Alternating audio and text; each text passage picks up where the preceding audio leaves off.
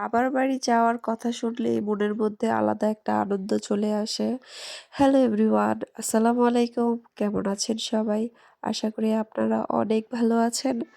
আমিও আলহামদুলিল্লাহ আপনাদের দোয়ায় অনেক ভালো আছি। বরাবরের মতো আবারও নতুন একটা ব্লগ ভিডিও নিয়ে হাজির হয়ে গেলাম। আমি সুমি, কুমিল্লা জেলা থেকে। তো আপনারা আমার ভয়েস শুনে বুঝতে পারতেছেন যে আমার অলরেডি ঠান্ডা লেগে গেছে। এতদিন আমি শহরে ছিলাম, ওইখানকার আবহাওয়াটাই একটু ভিন্ন ছিল। যেমন আমার বাসায় আমি গতকাল পর্যন্ত ফ্যান ছেড়ে ঘুমাইছি, আর আজকে বাড়িতে এসেই এত ঠান্ডা লেগেছে, মানে আমার কাছে গ্রামে আসার পরে মনে হইতেছে যে অনেক শীত, আর একদিনের ভিতরে আমার ঠান্ডা জ্বর লেগে গেছে। তো এখন আপনাদের সাথে আমি ভয়েস ওভার দিচ্ছি কম্বলের নিচে শুয়ে থেকে, আর অলরেডি আমার নাকা নাকা কথা। তো আপনারা একটু কষ্ট করে বুঝে নিবেন। তো ডিসেম্বর মাসের মানে হচ্ছে ঘোরাঘুরি, খাওয়া দাওয়ার মাস। ছেলেমেয়ের পরীক্ষা শেষ করে সব জায়জামেলা শেষ করে 10 দিনের ছুটি পেয়ে এখন হচ্ছে রওনা হয়ে গেছি বাবার বাড়ি যাওয়ার উদ্দেশ্যে। আমি পুরো 10 দিন বাবার বাড়িতে থাকবো না, বাবার বাড়িতে অল্প কয়েকদিন থাকা হবে। তারপরে হচ্ছে শ্বশুর বাড়িতে চলে যাব, কারণ এই 10 দিনের ভিতরে আমি সব বেড়ানো শেষ করে 30 তারিখের ভিতরে হচ্ছে আমার বাসায় ফেরত চলে যেতে হবে। কারণ 31 তারিখে আমার ছেলে মেয়ের রেজাল্ট দিবে। তো কথা বলতে বলতে বাবার বাড়িতে চলে আসলাম, আর অনেক দিন পরে আসছি। আমার মাও একটু পর পর ফোন দিতেছে, কখন আসবো, কোথায় আছি কোথায় আছি, পুরো অস্থির। তো অনেকদিন পরে যেহেতু আসছি, বাড়ি ঘরে সবার সাথে কথা টথা বলতেছি, তেমন ভিডিওর ক্লিপ নেওয়া হয় নাই। আর হচ্ছে আমি তো আর ওরকম প্রফেশনাল কোনো ব্লগার না যে যেখানে যাই যা করি সব কিছুর ভিডিও ক্লিপ নিব, আমার এমনিতে একটু শরম করে।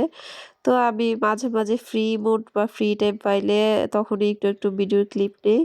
তো আইসা সবার সাথে কথা টথা বলতে বলতে সন্ধ্যা হয়ে গেছে। তো বিকেলবেলা একসাথে সবাই আড্ডা দিলাম, মানে বাড়ির ভাবিরা যারা আছে। আর অনেকদিন পর মায়ের সাথে দেখা, আমার ছোট্ট সোনামণি ভাইজিটা, ওকে দেখলে তো আমার অনেক ভালো লাগে। ও আমার কলিজার টুকরা, ওর জন্যই মূলত আসা, কারণ ওর আম্মু নানু বাড়িতে গিয়ে রইছে। তো আমরাও আসছি, ও আসছে। তা আমি যে কয়েকদিন থাকি ও থাকবে, তারপরে হচ্ছে ও নানু বাড়িতে চলে যাবে। আর এই যে দেখেন আমার কলিজার টুকরাটা, মানে আমার ভাইয়ের মেয়ে, ও অনেক পাকনা পাকনা কথা বলে। আর হচ্ছে ও কি সুন্দর একটা গান গাচ্ছে, মানে কোরিয়ান একটা কি গান যে আমি নিজেও জানি না। মানে ও সবার সাথে খেলতেছে, আমার ছেলে মেয়ে বোন, তারপরে আমার চাচাতো ভাইয়ের ছেলে, সবাই রাতের বেলা বাহিরে মানে বিল্ডিং এর সামনে দাঁড়ায়া ওরা খেলাধুলা করতেছে, আমিও দাঁড়ায় রইছি কথা বলতেছি।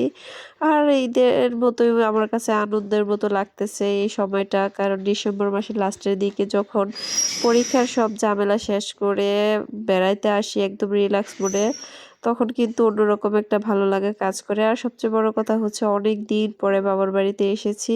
আমার মা হচ্ছে আসবো শুনে মুরগি, তারপরে হচ্ছে লাউ মাছ দিয়ে রান্না করেছে, তারপরে হচ্ছে আলাদা সবজি দিয়ে মাছ রান্না করেছে, ডাল রান্না করেছে। তা আমার জন্য রাতের বেলা অনেক কিছু রান্না করেছে, এগুলো খাওয়া দাওয়া শেষ করে ঘুমিয়ে রয়েছি। ঘুমের মধ্যে থাকতে থাকতে সকাল ভোর 7টা বাজে আমার ভাইয়ের শ্বশুর এসে হাজির। আমি তো পুরাই অবাক, ভাইয়ের শ্বশুর এসে আমাদের বিল্ডিং এর গেটের মধ্যে নক দিতেছে। পরে আমরা দরজা মেলে দেখি যে ভাইয়ের শ্বশুর পিঠা নিয়ে এসেছে আমাদের জন্য, একদম গরম গরম পিঠা, মানে ভাইয়ের শাশুড়ি পিঠা বানিয়ে পাঠাইছে।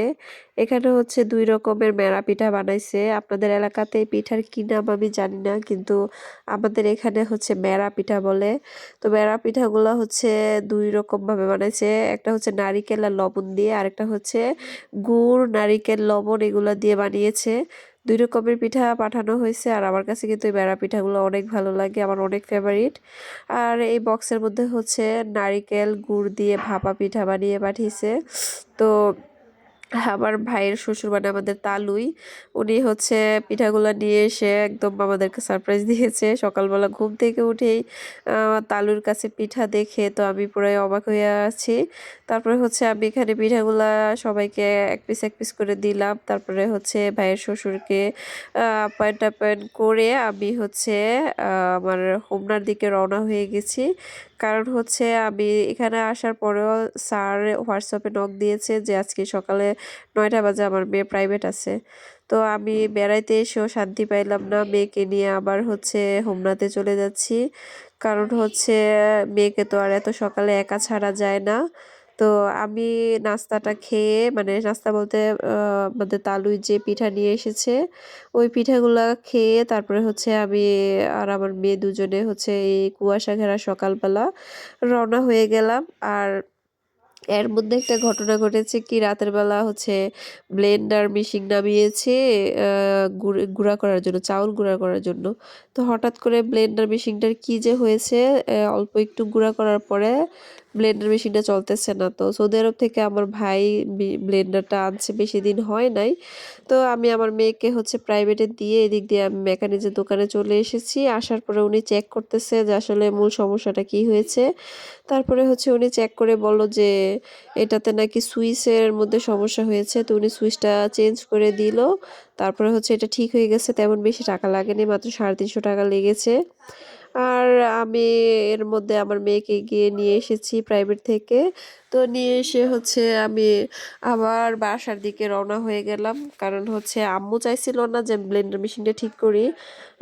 তো আমি জোর করে নিয়ে এসেছি যেহেতু আমি আছি বা কোথায় ঠিক করে আমি জানি।